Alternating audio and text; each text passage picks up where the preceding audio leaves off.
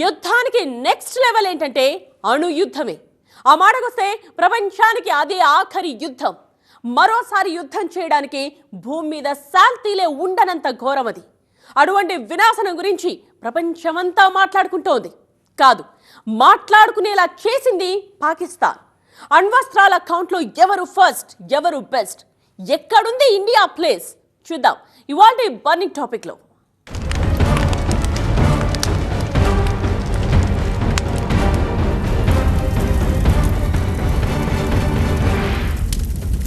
Rogue దేశాలు అంటే తెలుసుగా, పక్కా పోకిరీ కంట్రీస్. అధినేతల మూడ్ మీదే ఆయా దేశాల భవిష్యత్ ఆధారపడి ఉంటుంది. ఇంకా విచిత్రం ఏంటంటే వాళ్ళ మెంటల్ స్టేటస్ మిగతా దేశాలని కూడా ప్రభావితం చేస్తుంది. మొన్నటి దాకా నార్త్ కొరియాను రోగ్ కంట్రీ అనేవాళ్ళం. ఇప్పుడు దాని పక్కనే పాకిస్తాన్ వచ్చి చేరింది.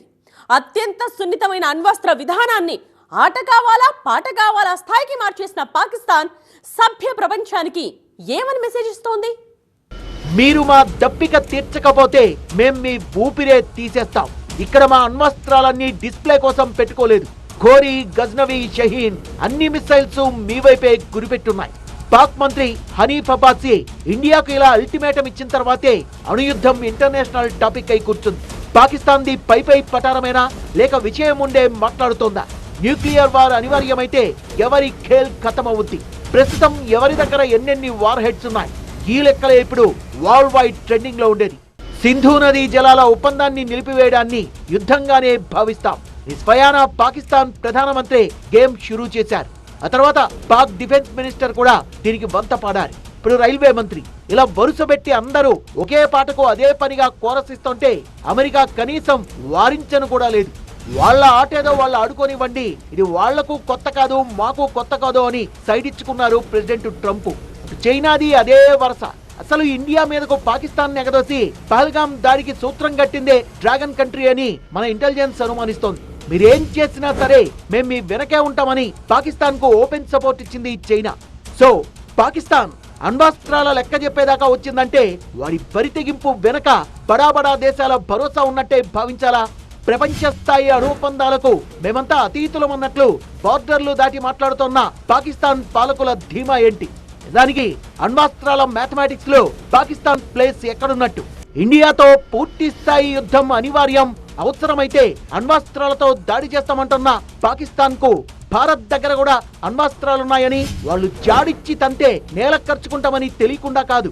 ఎందుకంటే న్యూక్లియర్ వెపన్స్ జాబితాలో మొన్నటిదాకా బెటర్ గా ఉన్న పాకిస్తాన్ ని 20 ఏళ్లలో తొలిసారి క్రాస్ చేసి తిరుగులేని ఆధిపత్యం కనబర్చింది India. Federation of American scientist FAS లెక్కల ప్రకారం ప్రస్తుతం పాక్ దగ్గరున్న వార్ హెడ్స్ 170 అయితే ఇండియా ఖాతాలో ఉన్నవి 180. క్వాంటిటీలోనే కాదు క్వాలిటీలో కూడా మనమే బెస్ట్. అగ్ని, పృథ్వీ, త్రిశూల్, ఆకాష్, నాగ్ ఇలా 5 రకాల శక్తివంతమైన క్షిపణుల్ని తయారు చేసి పెట్టుకుంది ఇండియా. ఇందులో అగ్ని అయితే శివంగితో పోల్చదగ్గది. ఇంటర్ కాంటినెంటల్ బాలిస్టిక్ మిసైల్ కి ఏమాత్రం తీసిపోదు. పాకిస్తానే కాదు మొత్తం ఆసియానే దాటి యూరప్ దాకా బాంబుల్ని మోసుకెళ్లి విసిరేసి రాగలదు. కదిలే ఆబ్జెక్టివ్స్ ని కూడా గురి చూసి కొట్టగలిగే సత్తా ఉంది అగ్ని క్షిపణికి. దీంతో పాటే న్యూక్లియర్ సబ్మెరైన్లు కూడా ఇండియా సొంతం. విశాఖ సమీపంలో న్యూక్లియర్ సబ్మెరైన్ బేస్ కూడా సిద్ధమవుతోంది. పాకిస్తాన్ దగ్గరుండే క్షిపణులు స్వదేశీ పరిజ్ఞానంతో తయారు చేసుకున్నవి కావు. కొన్ని అడుక్కొని తెచ్చుకున్నవి, కొన్ని అరువు తెచ్చుకున్నవి. అమెరికా ప్రభుత్వం దయతలిచి తన చట్టాలను సవరించి తయారు చేసిచ్చినవి. వాటిని చూసుకునే తెగ మురిసిపోతోంది పాకిస్తాన్. ఇండియన్ న్యూక్లియర్ థియరీ మాత్రం పూర్తి స్వదేశీ. రష్యాతో కలిసి బ్రహ్మోస్ క్షిపణి తయారు చేసుకున్న అపారమైన అనుభవం ఉంది ఇండియాకు. మనతో పెట్టుకుంటే చిత్తడే అని తెలిసిన మేకపోతు గంభీర్యంతో ప్రపంచాన్ని తప్పుదోవ పట్టిస్తూ చెలరేగిపోతోంది నీచ పాకిస్తాన్. మూడో ప్రపంచ యుద్ధం అంటూ వస్తే అది అణు యుద్ధమే అవుతుంది అని ఓపెన్ గానే చెప్పేసింది రష్యా. న్యూక్లియర్ వార్ అంటే ఆషామాషి కాదని తెలిసిన వార్ జోన్ లో నిలబడ్డానికి సిద్ధం అంటూ ఇండైరెక్ట్ గా తొడగొడుతూనే ఉంది రష్యా. ఆ దేశానికి ఎందుకంత ధీమా? Very simple. అణ్వస్త్రాల దేశాల్లో సరైనోడు దమ్మున్నాడు ఆ ఒక్కడే కాబట్టి. ప్రపంచంలోకెల్లా మోస్ట్ పవర్ఫుల్ వెపన్ ఎక్కడుందో తెలుసా? మా దగ్గరే. ఇందు మూలంగా చెప్పొచ్చేదేంటంటే అందరూ ఒళ్ళు దగ్గర పెట్టుకొని మాట్లాడండి. అమెరికా ప్రెసిడెంట్ చేసిన ఈ హెచ్చరిక ఎవరికి తగలాలో వాళ్లకు తగిలే ఉంటుంది. అమెరికా ఒక శక్తివంతమైన అణుబాంబును తయారు చేసింది. ట్రంప్ మాటల్లో మర్మం ఇదే అని లెక్కలేసుకుంది గ్లోబల్ మీడియా. ఈ అండర్ గ్రౌండ్ టార్గెట్లు కూడా చిత్రం చేస్తుందని, దీని విస్ఫోటనం తీవ్రత 5.6 కిలోమీటర్ల మేర ఉంటుందని, ఇది పేలితే 3,60,000 టన్నుల శిథిలాలు ఏర్పడతాయని, ఇది మామూలు ఆటం బాంబ్ కాదని, మహా ఆటం బాంబ్ అని డీటెయిల్స్ వైరల్ అయ్యాయి. కానీ న్యూక్లియర్ థండర్ లో అమెరికా బెస్ట్ అయితే నెంబర్లో మాత్రం మేమే ఫస్ట్ అంటోంది రష్యా. 2025 నాటికి ప్రపంచవ్యాప్తంగా మొత్తం అణ్వాయుధాల నిల్వలు దాదాపుగా 12,400. ఇందులో 88% షేర్ 11,000 దాకా న్యూక్లియర్ వెపన్స్ సోకాల్డ్ అగ్రరాజ్యాలు రష్యా, అమెరికాల దగ్గరే ఉన్నాయి. టాప్ 9 న్యూక్లియర్ కంట్రీస్ జాబితాలో రష్యాదే ఫస్ట్ ప్లేస్. రష్యా దగ్గర అత్యధికంగా 5,449 అణ్వాయుధాలుంటే ఆ తర్వాతి స్థానం అమెరికాది. పెంటగాన్ అధీనంలో 5,277 వెపన్స్ ఉన్నాయి. థర్డ్ ప్లేస్ లో చైనా ఉన్నప్పటికీ వాళ్ళ దగ్గరున్న న్యూక్లియర్ వెపన్స్ 600 మాత్రమే.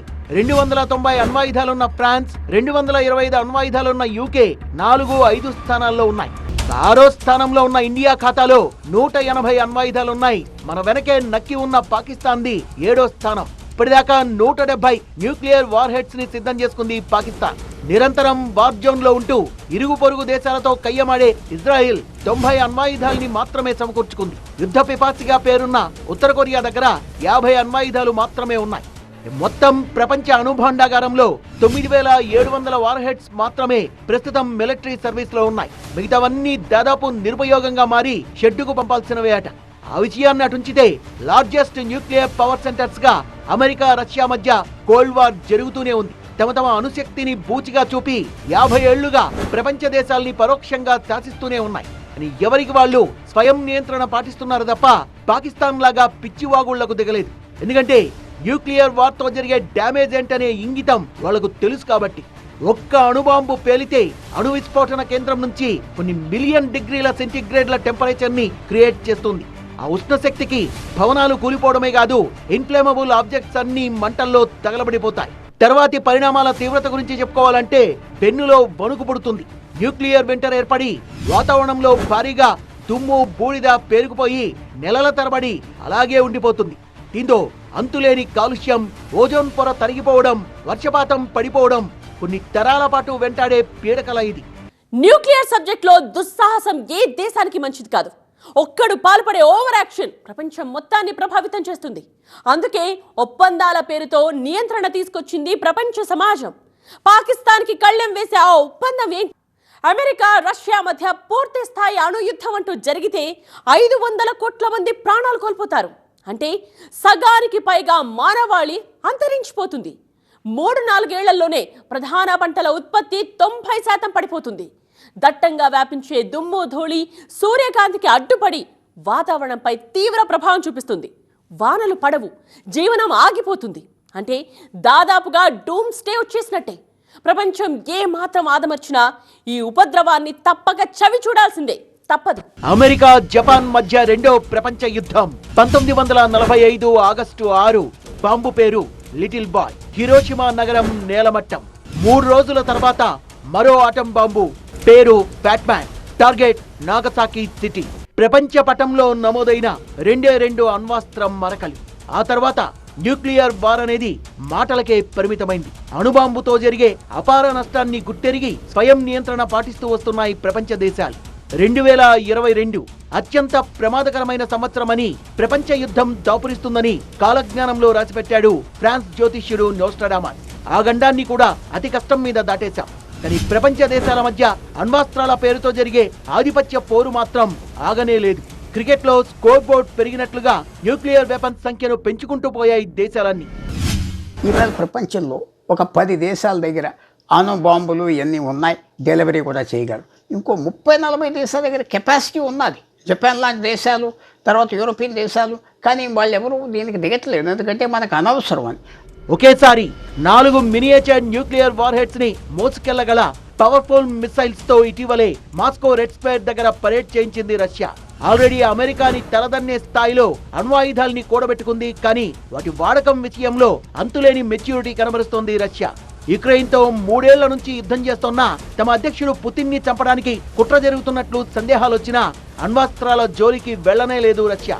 రష్యాకు మండితే న్యూక్లియర్ వారే అంటూ మీడియాలో వచ్చే వార్తలే తప్ప బహిరంగ హెచ్చరిక వినిపించనేలేదు. కనీసం ఆ మాత్రం సంయమనం కూడా పాకిస్తాన్ దగ్గర లేకపోయిందా? ఇండియాతో మొదలు పెట్టడమే అణ్వాస్త్రాల సబ్జెక్ట్ ఎత్తుకుంది పాకిస్తాన్. కానీ ఇది బలం నుంచి వస్తున్న బెదిరింపులు కావు, బలహీనతల నుంచి వస్తున్న బెదిరింపులు. న్యూక్లియర్ వెపన్స్ విషయంలో చిల్లర మాటలు మాట్లాడిన పాకిస్తాన్ బాధ్యతారాహిత్యాన్ని చూసి ప్రపంచమే నవ్వుకుంటోంది. సంప్రదాయ యుద్ధంలో ఇండియా ముందు నిలబడలేక ఎన్నోసార్లు తోకముడిచిన పాకిస్తాన్ ఇప్పుడు ఇలా తాటాకు చప్పుళ్లకు దిగుతోంది. ఈ విధంగా ఇండియా మనోస్థైర్యాన్ని దెబ్బతీయాలనుకోవడం పాకిస్తాన్ కంటోన్న పగటి కళ. ఎందుకంటే యుద్ధ నీతిలో అత్యంత బాధ్యతాయుతమైన దేశంగా ఇండియాకు పేరుంది. అన్ని ఆప్షన్లు మూసుకుపోయిన తర్వాతే చివరి ప్రయత్నంగా మాత్రమే అణ్వాస్త్రాలను బయటకు తీయాలనేది భారత్ ఎంచుకున్న రాజధర్మం. అమ్ముల పొదిలో పుష్కలంగా అణ్వాస్త్రాలున్నా వాటిని విచ్చలవిడిగా ఉపయోగించబోమని ప్రతిజ్ఞ చేసుకుంది ఇండియా. అణ్వాస్త్రాలు లేని దేశాలపైన ప్రయోగించబోం, అణ్వాస్త్రాలున్న దేశాలపై కూడా ముందుగా ప్రయోగించబోం. దేశ భద్రతా అవసరాల కోసం అణ్వాస్త్రాలను తయారు చేసుకుంటూనే ఉంటాం. ఇలా 3 కండిషన్లతో నో ఫస్ట్ యూజ్ ఒప్పందంపై సంతకం చేసింది ఇండియా. ఇలా స్పష్టమైన అణ్వాస్త్ర విధానంతో ముందుకెళ్తోంది ఇండియా.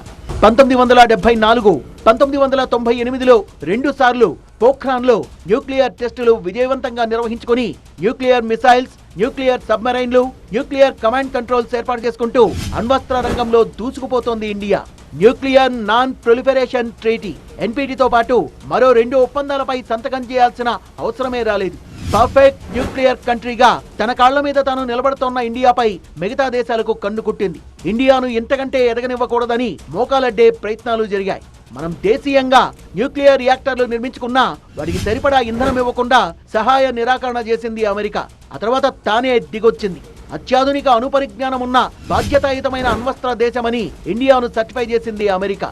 పాకిస్తాన్ కైతే కింద మీద పడినా ఆ హోదా దక్కనే లేదు. భారతదేశం దగ్గర కూడా తక్కువ లేవు. మేము స్పీడు, సర్ప్రైజ్ అనే 2 ఎలిమెంట్స్ ద్వారా పాకిస్తాన్ని సర్ప్రైజ్ చేద్దాం అనుకుంటున్నాం. కాబట్టి we are not going to declare how many nuclear war heads or nuclear weapons does India have. భారతదేశం దగ్గర ఉన్న శక్తి సామర్థ్యాన్ని బయటకు చెప్పాల్సిన అవసరం లేదు. మేము చేసి చూపిస్తాము. ఆసేతు హిమాచలం, కాశ్మీర్ నుంచి కన్యాకుమారి వరకు సర్వసన్నద్ధంగా ఉన్నాము. సో అణురంగంలో ఓవర్ యాక్షన్లు పనికిరావు. ఆవేశపడి ముందస్తు దాడులకు పూనుకుంటే ఆనక ఏడ్చుకొని లాభం లేదు. పైగా న్యూక్లియర్ వెపన్స్ కి సంబంధించి మన దగ్గర పకడ్బందీ కమాండ్ కంట్రోల్ వ్యవస్థ ఉంది. అణ్వాస్త్రాల వాడకం విషయంలో పక్కా ప్రోటోకాల్ ఉంది. పాకిస్తాన్ లో అయితే అటువంటి వ్యవస్థే లేదు. అసలే వాడు పిచ్చోడు, ఆపై ఫ్రస్ట్రేషన్ లో ఉన్నాడాయి. పర్యవసానాల గురించి, వాడి దేశపు భవిష్యత్తు గురించి ఆలోచించుకునేంత స్థిమితంగా లేడు. వాణ్ణి రెచ్చగొడితే మనకే ప్రమాదం కనుక అణ్వాస్త్రాల విషయంలో ఆచితూచి అడుగులేయాలని భావిస్తోంది భారత ప్రభుత్వం. అందుకే పాకిస్తాన్ వైపు నుంచి వినిపించినట్టుగా పిచ్చి పిచ్చి ప్రేలాపనలు మన పాలకుల నుంచి వినిపించడం లేదు. ఎందుకంటే వాడివి మాటలు, మనవి చేతలు. అణు యుద్ధంలో గెలుపోటములు ఉండవు. ఎందుకంటే వాటిని సెలబ్రేట్ చేసుకోవడానికి ఎవ్వరూ మిగలరు కనుక. అంతటి వినాశనాన్ని మనసారా కోరుకుంటున్న పాకిస్తాన్కి బుద్ధి చెడినట్టేగా. ఇది వాటి బర్నింగ్ టాపిక్. మరో అంశంతో మళ్ళీ కలుద్దాం. చూస్తూనే ఉండండి TV9.